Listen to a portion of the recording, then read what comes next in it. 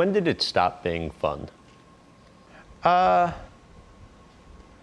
think when the shop got so big that like so many employees and like I had some like really good friends, you know, I kept it in the family and like 20-year friends working for me, and like I kind of busted a couple of them stealing for some pretty big 6-figure embezzlement and stuff like that. And that like, Oh, wow.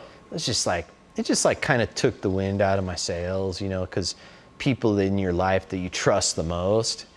And then, you know, I didn't really learn what it was until later, you know, it was like some deep-seated envy, you know, because we kind of came up together and weren't on the same economic scale, so they thought they were entitled to what they took, you know, and it just kind of bummed me out, you know, kind of, I don't know, it's just like, you know, I think like Married to Sandy too, like everybody, it got real weird, man. It like was a whole, like people were fans, and then it was just like, it just got crazy, you know, crazy around the shop, and people, friends like that I knew, everybody treated me different. And How so?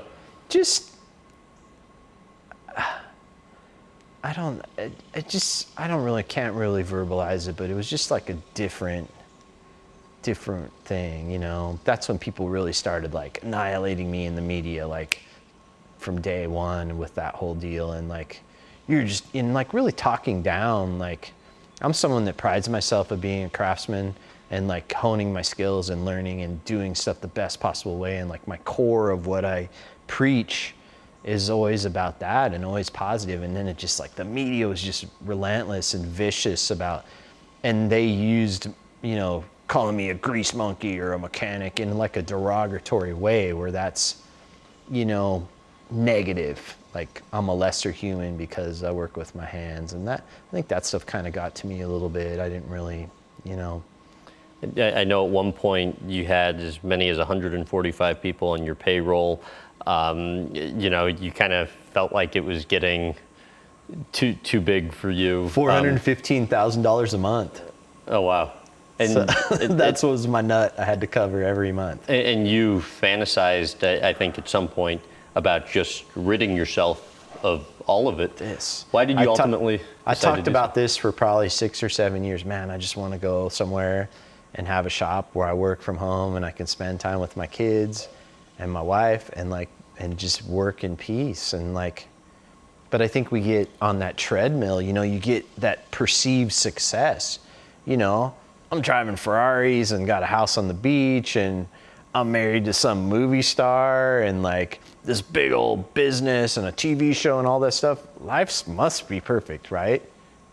You know, but you know, I don't think I was ever really comfortable in any of it.